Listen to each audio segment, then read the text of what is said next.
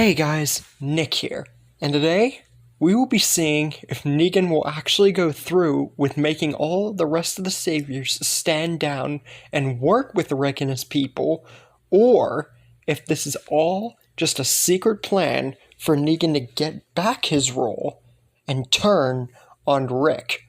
This is part 4 to the remake of What If Negan Killed Maggie. Now, Negan steps up to the entrance of the sanctuary, where all the saviors have come out to, awaiting Negan, Simon, Dwight, all the saviors that have took a very long time to return, and now Negan has appeared, alone. He tells all the saviors what happened at the clearing, and that one of the people that he killed was a pregnant woman, and that he has made mistakes, a lot of them, and he tells all the saviors that they're going to stand down, no more taking over communities, and they're going to work with Rick and their people, and peace is going to be the number one factor of the saviors from this point on. Now, there is a long moment of silence, with the saviors being completely blank as to what Negan just said, and then laughter. Complete, unbridled laughter. Every one of the saviors cracks up at this. Well, mostly all of them, and then the rest follows suit. Except maybe like Sherry and stuff like that. But anyways, they cannot believe what Negan's saying, because half the time you could never know whether Negan was serious or not, because Negan's sense of humor and everything, it was just, you never knew. But Negan shuts that down right away, and the nearest walker, either the one who would be in chains, or one that was barred up to the walls of the sanctuary, Negan slams his bat straight into the walker's head, and then flings the blood from it across a bunch of saviors. And they now know that from what Negan just demonstrated, he ain't fibbing. Everything that he just spoke was the truth. Now, of course, a bunch of the saviors thought this was true, but a lot of them laughing, you can't help but join in with the whole crowd of laughter. Anyways, Negan makes it truly clear that his role as the savior's leader is changed, and that Rick is basically the new one in charge. He will still take authority for the most part of the saviors, but as for like giving orders and making sure the peace is well, Rick is now the new one in charge of that. And Rick steps out and is very happy that Negan kept his word and did not try and rally the saviors together to fight. It definitely made it a lot easier. And, with that said, the saviors look to Rick as the new leader, but still look to Negan. Rick says that Negan will still be a leader to them for the most part, but as for taking over communities and stuff like that, they're all going to work together. So there's not one specific leader overall. It's kind of unanimous, honestly. And with that said, Negan still does have to go in the cell for some time. He has to pay still for what he did to Rick's people, Maggie and Abraham. And Negan's just about to give the bat back to Rick, but just then, right when he's handing it, a gunshot rings out from seemingly out of nowhere, and the shot goes straight through Negan's hand, and for the second time, Lucille falls to the ground. But who did this? Who it is surprises everybody, but no one more than Rick. The one who fired the gunshot and stopped this all from happening, stopped the peace, was Glenn. He just could not stop the rage and sadness over Maggie's death, leading him to do this. even though Negan said that this rage would turn him into something more than what he was, Glenn didn't care. It was just too much for him, because if you guys know how close he was to Maggie, then you'll understand what I'm saying. Rick cannot believe what Glenn is doing.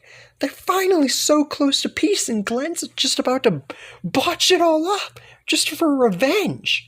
Rick tells him to stand down and put the gun down, and what he's doing is a big mistake. But Glenn is so full of rage now. The sadness? Oh, he cried and bawled plenty. Now there is nothing left in Glenn's mind except rage. Complete, utter rage, anger, hate, fury, every word you can think of that basically means he is not going to listen. He doesn't care what Rick thinks or Negan thinks. He doesn't care what anyone thinks. He just wants Negan dead. And just then, he goes and turns to Rick and says that he's responsible for this also. Whenever Abraham died, Rick just sat and watched it happen. Didn't try to get up, didn't try to fight, didn't do anything. He just sat there and let it happen. And then, whenever Maggie gets killed, he just sits there and lets it happen again. And then, whenever Negan throws the sob story in about his wife and what made him a bad guy, telling Glenn not to be just like him, everything before didn't matter about their family, who they were with. It mattered only when Negan did that story. Did Rick want to step out of that derpy foothold that he was in and act like a leader? But then he just spares him. It's like a big joke. And Glenn is just like, no thank you at this point.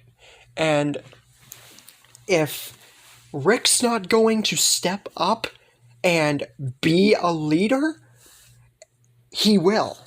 Because it's like Rick doesn't even care that Maggie and Abraham died.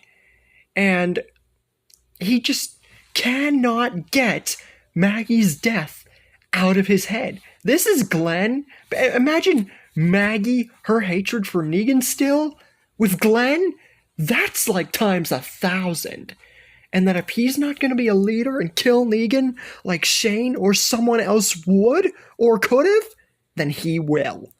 Rick says that he's doing this for him. He owes his life to Glenn, for God's sake. And he wouldn't be alive right now if it wasn't for Glenn. And Daryl has admitted it in the original show, and it's true. He owes his life to Glenn. And he's doing this for him. And what Negan said about him becoming worse than Negan is true. And Glenn should know more than anyone, especially back at the prison, how Rick was when he lost Lori. Shane, he knows what loss is and what it turns people into. And Glenn being like this, it's not going to solve anything. And that he just needs to stop. He's doing this for the greater good. To not be just a soul killer and a monster. But Glenn says that's what Negan just demonstrated at the clearing. And that if it were Shane or Lori or Michonne or Carl that Negan killed, Rick would have killed him right on the spot, and he knows it. Basically, Maggie and Michonne talk, except Rick and Glenn here. And it's true. That is very, very true.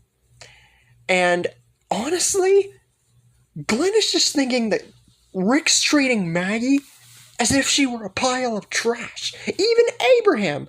But Glenn is way more focused on Maggie. Maggie is the sole front here of Glenn's anger. And it's like she doesn't even matter to Rick. But Rick, hearing Shane being mentioned and the possibilities of Negan killing someone close to him, everything that Glenn was saying made sense to Rick. But now, Glenn's just taking it way too far. And Rick has had enough. He has had way, more than enough. He thought that after beating Glenn down the first time, that would have made him stop. But now, shooting Negan and saying all this stuff, he's taken it way too far. And Rick and Glenn get into another fight, with the fight being way more even this time. Because we not only have one person that's full of fury and rage, we have two.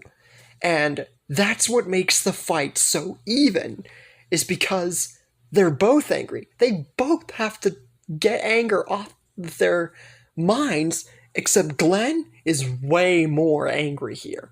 Negan, seeing all of this happen and transpire, doesn't know what to think, who to save. But then he makes up his mind, gets himself out of his head, picks up his bat, even though his hand, shot through his hand, and takes his bat and slams it straight across Glenn's face, knocking him to the ground and knocking him unconscious, at least for the moment. But this does not kill him. I'm going to say that again. This is not killing him. And here's the thing with that also, for those of you questioning this. The reason that he hit Glenn and not Rick is because if he would have hit Rick, Glenn would have killed Negan, and it really wouldn't be anything to go off of after that. The story would be... I honestly don't know what I would do with the story after that. It would be pointless. But the reason he hit Glenn is because Rick has helped him see the light. And sure, Glenn did do that, but he's tried to kill him on more than one occasion, whereas Rick has given him a chance. And Glenn is still alive, like I said, because he wasn't slammed in the head like he was originally, so his eyeballs not popped out. But he was slammed across his face, and he was lucky that it didn't break his jaw, but it did seriously scar his face. Now, Rick, after this, is tempted on killing Negan here just for attacking Glenn, even though he's not dead. But you gotta think about this for a second. Negan did attack Glenn, that is true, but he didn't attack Rick afterwards. He attacked only Glenn because Glenn was fighting him. And if you think about it, Negan just saved Rick's life here. He could have killed them both right then and there while they were fighting, and possibly gotten himself killed. But he did the right thing by making Glenn stop. And Rick honestly has to thank him for that. And Negan's kept his word so far on not rallying against Rick and everything else. Rick then turns to Glenn, who is now awake again, but badly bruised. Basically what he looked like when he was tortured by Merle, and when he was hit by Negan. Honestly, I'd mix the two together, except he still has both eyes. Rick goes on to have a full-on speech towards Glenn here, and says that this is not what Glenn was like before. And he once again says that Maggie's death has turned him into something he's not. And that if he goes down a worse road than he did, or Negan did, or anyone did, it will get him killed, and it nearly just did. Rick does not want to be known all the time as a killer. The only reason that Rick has killed ever is because it was for the greater good. Shane, he asked for it. Every other guy that he has killed, they asked for it. He never had a choice. And the reason he's doing this now, sparing Negan, he's doing it in the memory of Dale, who would have spared him. Herschel would have at least found a way to spare him. Lori, who definitely would be close to not sparing him, but would want to. And in the memory of her and Carl, who is still around. To the living memory of Carl, who would want a future, even though he's not demonstrated that part of him yet. And towards Negan's dead wife, Lucille, who made Negan what he is because of her death. And it's all jangled together to build a better future. And even though Rick has killed before, and that Glenn is most certainly right. If it were Shane, Daryl, Michonne, Carl, Lori, any one of them who got killed by Negan, he would have done something. And it's not that he doesn't care about Maggie and Abraham. He just does not want to be known all his life as a merciless killer. He does not want to become what Negan was, or what other people in his life that he was fighting or around became. Glenn finally understands where Rick is coming from. And it's all back to sadness now. And says that, okay. Now, while he says this, he says to Rick, he might be saying okay here, and he might be standing down, but he's never, ever, ever forgiving Negan for what he did. And that just because he's not going to kill him anymore, he's not going to ever forgive him. And that's okay. That's understandable. And the funny thing is, also, is that the whole time that this was happening, all of the saviors, and Daryl and Michonne and whatever other people from Rick's group would be there, watched the whole thing go down. And when Glenn shot and the whole fight happened, they were just seeing how it would play out, similar to how it did in the clearing, because they figured it would resolve itself, although all the saviors didn't really see that go down. But that's okay. And the fact that Glenn does not forgive Negan, that is okay, because Maggie and the baby were killed. It makes sense. But now, everything seems to have been solved. And now, peace has seemingly been restored. But has it? Because of Glenn acting in a much more callous way than Maggie ever has in her attempts to kill Negan, which we know about if you guys pay attention to The Walking Dead, what does this mean for Glenn doing it so soon with Maggie and Herschel's death? Does that mean that the rivalry will end much sooner? Or is this what Glenn has demonstrated, leading into a more twisted plot to get rid of Negan?